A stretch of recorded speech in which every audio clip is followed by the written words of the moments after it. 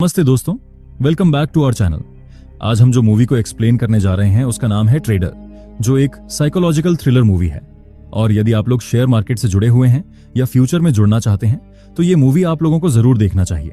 और दोस्तों, वीडियो को लाइक जरूर करें और कमेंट सेक्शन में आपको वीडियो कैसा लगा जरूर कमेंट कीजिएगा। तो कहानी की शुरुआत में हम बेसमेंट में बैठी एक लड़की को देखते हैं जिसका नाम अमांडा है और वह किसी से फोन पर बात कर रही थी। फोन के दूसरी तरफ एक आदमी था। उसका नाम कंफर्म करने के बाद अमांडा कहती है कि वह क्रेडिट कार्ड सेफ्टी डिपार्टमेंट से बात कर रही है। अमांडा कहती है, आपके कार्ड से कुछ महंगे ट्रांजैक्शन हुए हैं, वह ट्रांजैक्शन आपने किया है? तब वह आदमी कहता है कि मैंने तो कार्ड कहीं यूज नहीं किया और मेरा कार्ड तो मेरे वॉलेट में है। तब अमांडा कहती है, कुछ डिटेल्स चेक करने के लिए क्या आप अपने कार्ड का नंबर हमें कंफर्म करा सकते हैं? तब वो आदमी उसे अपने कार्ड का नंबर बता देता है और अमांडा उससे उसके कार्ड के पीछे का 3 डिजिट भी हासिल कर लेती है। दरअसल अमांडा एक स्कैमर थी जो इस तरह से छोटी मोटी स्कैम करती थी।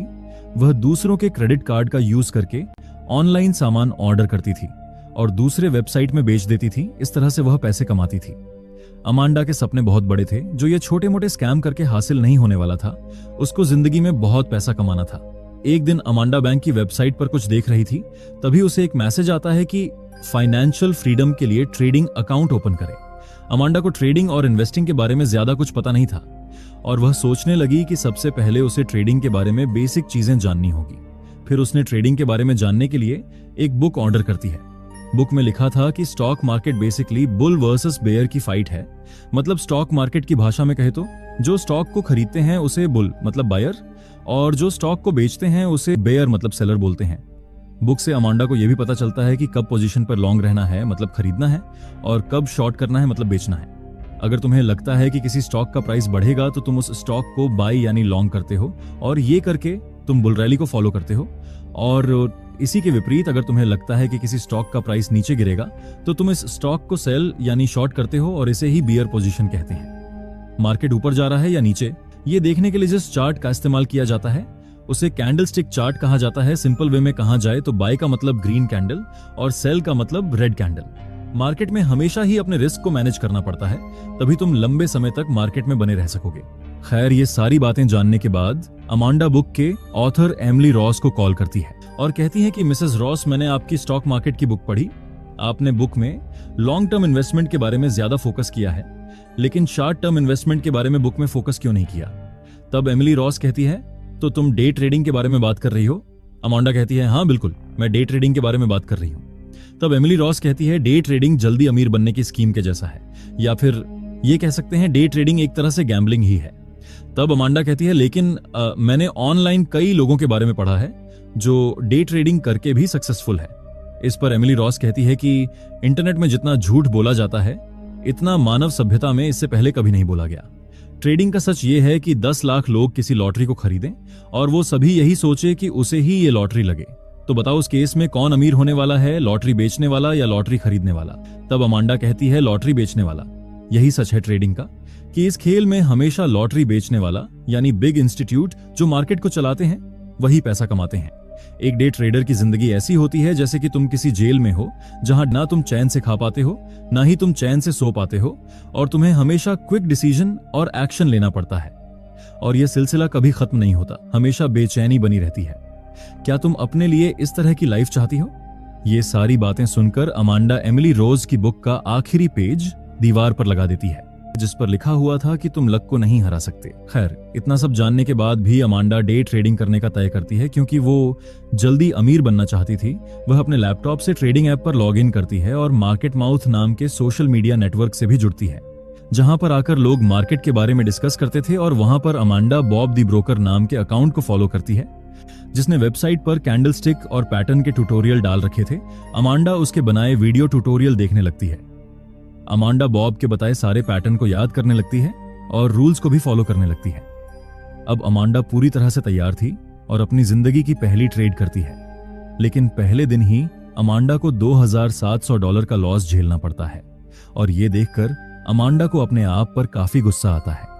वह एक बड़े से पेपर पर अपने पहले दिन का रिजल्ट लिखती है। इस तरह से अमांडा को हर दिन लॉस हो रहा था और वो हर दिन पेपर पर अपने आप को लूजर लिख रही थी। अब आगे हमें अमांडा की डे ट्रेडिंग का 18वां दिन दिखाया जाता है और उस दिन अमांडा को पहली बार प्रॉफिट देखने को मिलता है और पेपर पर अपने आप को विनर लिखकर अमांडा काफी खुश होती है। और इसके बाद अमांडा 20वें दिन, 21वें दिन और आगे भी कई बार प्रॉफिट करती है और हर बार के प्रॉफिट को वो पेपर में लिखकर अपने आप को विनर घोषित करती है।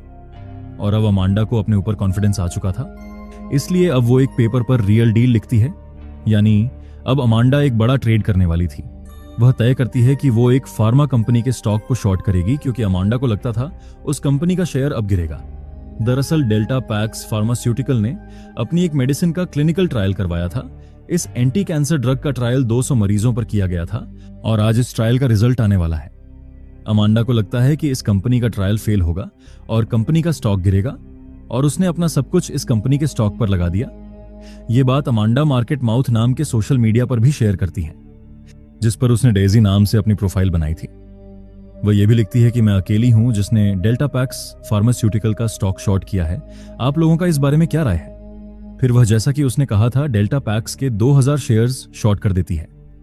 सुबह 9:30 पर मार्केट ओपन होते ही डेल्टा पैक्स का शेयर ग्रीन कैंडल बनाने लगता है और देखते ही देखते अमांडा का लॉस बढ़ने लगता है।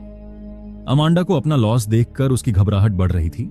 अब 12:30 हो चुके थे और लंच टाइम हो गया। मार्केट माउथ पर लोग अमांडा के पोस्ट का मजाक उड़ाने लगे थे, क्योंकि अभी भी डेल्टा पैक्स का स्टॉक नहीं गिरा था।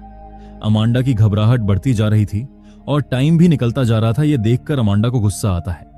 तभी अचानक देखते ही देखते डेल्टा पैक्स का स्टॉक एक बड़ी सी रेड कैंडल बनाता है। स्टॉक लगातार नीचे गिर रहा था और अमांडा भी लॉस से प्रॉफिट में आ गई। मार्केट में न्यूज फैल चुकी थी कि डेल्टा पैक्स की मेडिसिन का क्लिनिकल ट्रायल फेल हो चुका है। स्टॉक गिर रहा था और अमांडा का लगाया टारगेट भी अचीव हो जाता है। ये देखकर मार्केट माउथ पर सभी लोग डेल्टा पैक्स कंपनी को गालियां देने लगते हैं और अमांडा ये सब देखकर खुश हो रही थी, क्योंकि उसने जैसा सोचा था ठीक वैसा ही हुआ। 4 बजे मार्केट क्लोज होता है और अमांडा एक बड़े से पेपर में अपनी अचीवमेंट नोट करती है। अमांडा ने तकरीबन $4960 का प्रॉफिट बुक किया था। खैर, अब रात को अमांडा सिगरेट पी रही थी, तभी बॉब दी ब्रोकर का मैसेज आता है, जिसका ट्यूटोरियल अमांडा देखा करती थी। बॉब मैसेज में लिखता है, आज तुमने काफी अच्छी कॉल दी, तुम कब से ट्रेडिंग कर रही हो? अमांडा रिप्लाई देती है कि पिछले 1 महीने से तुम्हारे ट्यूटोरियल देख रही हूं और आज मेरा फर्स्ट रियल ट्रेड था। फिर दोनों फोन पर बात करने लगते हैं। बॉब अमांडा से पूछता है, तुमने कैसे प्रेडिक्ट किया कि आज वह स्टॉक गिरेगा? तब अमांडा कहती है, अक्सर फार्मा कंपनी के मेडिसिन के ट्रायल के वक्त उसका स्टॉक ऊपर जाता है और जब रिजल्ट अच्छा नहीं आता तो स्टॉक नीचे गिर जाता है। मैंने इसी बात को नोटिस करके आज शॉर्ट किया था। तब बॉब कहता है कि चलो मैं तुम्हें आज एक सीक्रेट बताता हूं। मार्केट में टेक्निकल एनालिसिस से कामयाब होना काफी मुश्किल है। मार्केट सिर्फ ग्रीड, फियर और हाइप पर काम करता है। इसलिए स्टॉक की हाइप पर कभी भी बाय मत करो, बल्कि हाइप क्रिएट करो और जब सब लोग खरीदना शुरू करें तब ऊपर में बेच के निकल जाओ। अब आगे अमांडा फार्मा कंपनी के उन स्टॉक को निकालने लगती है जो अपनी मेडिसिन का क्लिनिकल ट्रायल करवा रही थी और जिनका क्लिनिकल ट्रायल का रिजल्ट जल्द आने वाला था, और डार्क वेब से उन कंपनियों की जो भी इंफॉर्मेशन मिलती है उन्हें कलेक्ट करती है। अमांडा मार्केट माउथ पर कुछ डमी अकाउंट भी बनाती है ताकि उन अकाउंट से पोस्ट करके अमांडा मार्केट माउथ पर हाइप क्रिएट कर सके और उसकी पोस्ट के बहकावे में आकर ज्यादा से ज्यादा लोग बाई करे और वह ऊपरी भाव पर बेच सके। इस तरह से अमांडा काफी प्रॉफिट बनाया। इस दौरान अमांडा बॉब से लगातार कांटेक्ट में थी। अमांडा अपनी एनालिसिस बॉब के साथ शेयर करती थी और बॉब से भी उसे कई सारी इंफॉर्मेशन मिल जाया करती थी। अमांडा अपने बेसमेंट में रहकर पूरी तरह अपने ऊपर फोकस करने लगी। वो वहीं पर खाना खाती, वहीं पर एक्सरसाइज करती और अपने इमोशन को कंट्रोल करने के लिए हर एक कदम उठाकर लगातार प्रॉफिट कर रही थी। अब अमांडा एक बड़ी गेम खेलने की तैयारी में थी। अमांडा एक रोज फार्मा कंपनी की लिस्ट देख रही थी, तभी अमांडा की नजर क्लीन थेराप्यूटिक्स नाम की कंपनी पर पड़ती है और उसे ये नाम कुछ जाना पहचाना सा लगता है। अमांडा अपनी मेडिसिन की बोतल देखती है तो उसे पता चलता है वो उसी कंपनी की मेडिसिन खाया करती थी। अमांडा उस कंपनी की डिटेल जानने के लिए उसकी वेबसाइट पर जाती है, जिसमें कंपनी की सीईओ अनाउंस कर रही थी कि उनकी कंपनी जल्दी एक नई मेडिसिन का सेकंड फेज का ट्रायल करने वाली है जो स्पेशली स्ट्रेस डिसऑर्डर के लिए होगी, यानी नींद ना आना, एंग्जाइटी और हमेशा घबराहट बने रहना। फिर एक सुबह 9:30 बजे उसकी नींद खुलती है। बाहर बहुत तेज बारिश हो रही थी जिसकी वजह से बिजली चली गई थी, इसलिए अमांडा उस दिन कोई ट्रेड नहीं ले पाई। उसे उस दिन एक स्टॉक में पैसा लगाना था पर वो नहीं लगा पा रही थी। अमांडा गुस्से से अपना फोन फेंक देती है। इस तरह से पूरा दिन बीत जाता है और मार्केट क्लोज होने के थोड़ी देर बाद वहां बिजली आ जाती है। अमांडा का मोबाइल भी चार्ज होने लगता है। तभी उस पर बॉब का मैसेज आता है। बॉब अमांडा पर काफी देर तक चिल्लाता है क्योंकि जिस स्टॉक में उन लोगों ने पैसा लगाने का तय किया था, अमांडा की वजह से वह नहीं कर पाए। अमांडा को भी अपनी किस्मत पर काफी गुस्सा आता है। अपने टेंशन को दूर करने के लिए अमांडा एक ड्रग्स लेती है। उसके बाद अमांडा का अपने ऊपर कंट्रोल नहीं रहता। उसे सारी चीजें मूवमेंट करती हुई दिखाई देने लगती है। जब अमांडा का नशा उतरता है, वो घबराकर एकदम नींद से जाग जाती है और वह देखती है कि उसके एक हाथ से खून निकल रहा है और एक हाथ में चाकू है। वह देखती है कि उसने वॉल पर भी खून से एरो के निशान बना रखे थे। अब अमांडा उसके बनाए हुए निशानों की तरफ जाती है जो उसने नशे में बनाए थे। तभी वह देखती है कि उसने नशे में पेपर पर लिखा था, जॉन हैमिल्टन को ढूंढो। अमांडा नशे में भी क्लीन थेराप्यूटिक्स कंपनी के ऊपर रिसर्च कर रही थी। अमांडा नेट पर जॉन हैमिल्टन नाम के आदमी के बारे में पता लगाने लगती है, तो इस नाम के उसे नेट पर काफी सारे लोग दिखाई देते हैं। फिर अमांडा नेट पर सर्च करती है जॉन हैमिल्टन डेथ, और ऐसा करते ही उसके सामने जॉन हैमिल्टन के डेथ की न्यूज मिलती है, जहां पर लिखा था कि 25 साल का आर्मी जवान जॉन हैमिल्टन पुलिस से मुठभेड़ में मारा गया और पुलिस ने इल्जाम लगाया है कि जॉन हैमिल्टन मेंटल क्राइसिस से गुजर रहा था। आगे अमांडा और सर्च करती है तो उसे एक और न्यूज मिलती है जिसमें जॉन हैमिल्टन की मां ने दावा किया था कि उसके बेटे की कोई भी मेंटल हेल्थ हिस्ट्री नहीं थी, और जॉन हैमिल्टन के भाई ने मीडिया को जवाब देते हुए कहा था कि उसका भाई पागल नहीं था। अमांडा समझ जाती है कि जॉन का जरूर कुछ कनेक्शन क्लीन थेराप्यूटिक्स के क्लिनिकल ट्रायल से था, इसलिए वह डार्क वेब से उन लोगों की लिस्ट निकालती है जिन पर क्लिनिकल ट्रायल चलाया जा रहा था। उस लिस्ट में लगभग 200 लोगों का नाम था। अमांडा उसमें जॉन हैमिल्टन सर्च करती है तो उसे उस लिस्ट में जॉन हैमिल्टन का नाम मिल जाता है।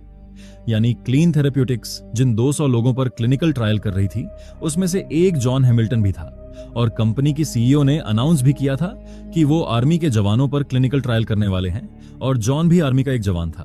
ये जानकर अमांडा काफी खुश हुई। फिर अमांडा जॉन की मां का नंबर निकालकर उन्हें कॉल करती है। कॉल के दौरान जॉन के मां कहती हैं कि मेरे बेटे की जान एक दवाई कंपनी ने ली है। मेरा बेटा छुट्टियों पर घर आया था। जब वो आया तो उसके हाथ कांप रहे थे। उसे रोजाना भयानक सपने आ रहे थे और सपने उसका पीछा नहीं छोड़ रहे थे। उसने मुझसे कहा था कि घर आकर भी उसे बॉम्ब और बुलेट चलने की आवाजें आ रही हैं। और एक दिन मेरे घर पर पुलिस आकर दरवाजा खटखटाने लगी। मैंने दरवाजा खोला तो पुलिस ने मुझसे कहा कि आपके बेटे जॉन ने मॉल में कुछ गड़बड़ किया है। मेरा बेटा पुलिस पर हमला करता उससे पहले पुलिस ने उसे गोली मार दी। सब जानने के बाद अमांडा मौके का फायदा उठाने के बारे में सोचती है। फिर अमांडा जॉन के भाई जेक को भी कॉल करती है और वह जेक को क्लीन थेराप्यूटिक्स के खिलाफ बदला लेने के लिए पूरी तरह से उकसाती है। उसके बाद अमांडा इंटरनेट पर क्लीन थेराप्यूटिक्स के हेड ऑफिस की इंफॉर्मेशन निकालती है। उसके ऑफिस, उसकी लॉबी, सबके बारे में पता कर लेती है। अमांडा रात के 3 बजे बॉब को कॉल करके कहती है कि क्लीन थेराप्यूटिक्स के क्लिनिकल ट्रायल का रिजल्ट आने वाला है। तब बॉब पूछता है, तो बताओ ये स्टॉक ऊपर जाएगा या नीचे? अमांडा ने एक पेपर पर क्लीन थेराप्यूटिक्स के स्टॉक पर नीचे जाने का साइन लगा रखा था, पर वह बॉब को कहती है कि स्टॉक ऊपर जाएगा। साथ ही वह कहती है कि इस कंपनी के फार्मर काउंसिल से मेरे कुछ कॉन्टैक्ट्स हैं जहां से मैंने पता किया है। उन्होंने मुझे एक क्लिनिकल ट्रायल के रिजल्ट की कॉपी भेजी है और वो कॉपी मैंने तुम्हें भेज दी है। बॉब पूछता है कि कंपनी इस रिजल्ट का अनाउंसमेंट कब करने वाली है? अमांडा कहती है वो लोग फ्राइडे को अनाउंस करेंगे। अमांडा पूछती है, अगर मैं सही निकली तो क्या तुम मेरे बारे में अपने बॉस से बात करोगे? तब बॉब कहता है, जी हाँ, जरूर, क्यों नहीं। खैर, अब मंडे को मार्केट ओपन होते ही क्लीन थेराप्यूटिक्स का शेयर लगातार ऊपर जाने लगता है। $25 का शेयर $27 तक पहुंच जाता है और बॉब अमांडा को बताता है, तुम्हारे कहने पर हमने क्लीन थेराप्यूटिक्स में एंट्री ले ली है और हमने तकरीबन 1 मिलियन शेयर बाई किए हैं, और मैंने आज सुबह ही अपने बॉस को तुम्हारे बारे में बताया कि तुमने ये टिप दी है। अगले हफ्ते तक मैं तुम्हें उनसे मिलवा दूंगा। अब अमांडा कोल्ड क्रिएटिव कैपिटल नाम की कंपनी में कॉल करती है और कॉल मिस्टर कोल्ड को ट्रांसफर किया जाता है और सामने से मिस्टर कोल्ड कहता है, तो बताओ तुम क्या चाहती हो? अमांडा कहती है, रॉबर्ट वेब, जिसका दूसरा नाम बॉब दी ब्रोकर है, क्या वो आदमी आपकी कंपनी का एम्प्लॉय है? तब मिस्टर कोल्ड कहता है, हाँ, वो मेरी कंपनी का एम्प्लॉय है। तब अमांडा पूछती है कि क्या बॉब ने आपको बताया कि क्लीन थेराप्यूटिक्स का शेयर खरीदने का टिप मैंने दिया था? मिस्टर कोल्ड पूछता है, वैसे तुम हो कौन और तुम्हारे पास क्या प्रूफ है कि तुमने ये बात बॉब को कही थी? अमांडा कहती है कि मुझे पता था कि बॉब आपको ये बात नहीं बताने वाला। वैसे मिस्टर कोल्ड, मैं वही हूं जिसके कारण पिछले क्वार्टर में बॉब ने आपको काफी फायदा करवाया। मिस्टर कोल्ड कहता है, वैसे तुमने अभी तक ये नहीं बताया तुम मुझसे चाहती क्या हो? अमांडा कहती है, जो पोजीशन अभी बॉब का आपकी कंपनी में है, ठीक वही पोजीशन मैं अपने लिए चाहती हूँ। फिर अमांडा पूछती है, क्या बॉब ने आपको क्लिनिकल ट्रायल का रिजल्ट बताया जो बॉब को मैंने सेंड किया था? कोल्ड करता है, हाँ, उसने मुझे रिजल्ट बताया था और उस रिजल्ट को देखकर मैं कॉन्फिडेंटली कह सकता हूँ कि क्लीन थेरेपेटिक्स के स्टॉक का प्राइस फ्राइडे तक $50 तक पहुंचेगा। तब अमांडा कहती है, और अगर मैं कहूं कि $50 को छूने के बाद स्टॉक प्राइस $3 तक पहुंच जाएगा तो आप क्या कहेंगे? कोल्ट कहता है $3 तक, यानी स्टॉक 90% तक गिर जाएगा। पर तुम ऐसा कैसे कह सकती हो? अमांडा कहती है, क्योंकि मैं जानती हूं। हालांकि मिस्टर कोल्ट कहता है कि मैं अपनी फर्म और अपने लोगों पर पूरा भरोसा करता हूं और इसलिए मैं क्लीन थेरेपेटिक्स की लॉन्ग पोजीशन पर बना रहूंगा। तब अमांडा कहती है, ठीक है, अगर मेरी कही गई बात सही हुई तो आप फ्राइडे को 4 बजे मुझे कॉल करेंगे। ऐसा कहकर वह कॉल कट कर देती है। अब फ्राइडे की सुबह अमांडा रेडी होने लगती है और $29 के प्राइस पर क्लीन थेरापेटिक कंपनी के शेयर्स को बेच देती है। 9:30 पर मार्केट ओपन होता है। अमांडा जॉन हैमिल्टन की मां को कॉल करके कहती है, अब सही वक्त आ गया है। फिर जॉन की मां मीडिया में आकर अपना बयान देती है कि जॉन की डेथ की वजह क्लिनिकल ट्रायल था और ये क्लिनिकल ट्रायल जॉन पर क्लीन थेराप्यूटिक्स कर रही थी। फिर मार्केट माउथ पर भी जॉन की मां का बयान चारों तरफ वायरल होने लगा था। जॉन की मां के बयान वायरल होते ही स्टॉक प्राइस नीचे गिरने लगता है। लोग अपनी क्वांटिटी बेच बेचकर इस स्टॉक से बाहर निकल रहे थे। अब अमांडा जॉन के भाई जेक को कॉल करती है और अमांडा जेक को एक लोकेशन पर जाने को कहती है। जेक अमांडा के कहे अनुसार उस लोकेशन पर जाता है। तब अमांडा कहती है, तुम्हें वहां पर एक पैकेज मिलेगा। जेक को पैकेट मिल जाता है। पैकेट ओपन करने पर उसे पैकेट में हथियार मिलता है। फिर अमांडा कहती है, अब तुम्हें उस पैकेट को लेकर अपने टारगेट पर जाना होगा, मतलब क्लीन थेरापेटिक्स कंपनी के हेड ऑफिस, जहां पर कंपनी की सीईओ रिजल्ट अनाउंस करने वाली थी।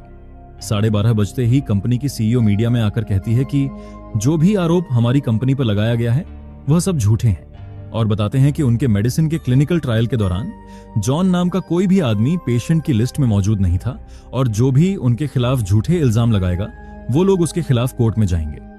दूसरी तरफ जेक हेड ऑफिस पहुंच जाता है। अमांडा जेक को कहती है, फायर एग्जिट के जरिए 7th फ्लोर पे पहुंचो। वहां कॉन्फ्रेंस रूम में सभी लालची लोग मौजूद हैं जो तुम्हारे भाई के मौत के जिम्मेदार हैं और तुम जानते हो तुम्हें उनके साथ क्या करना है।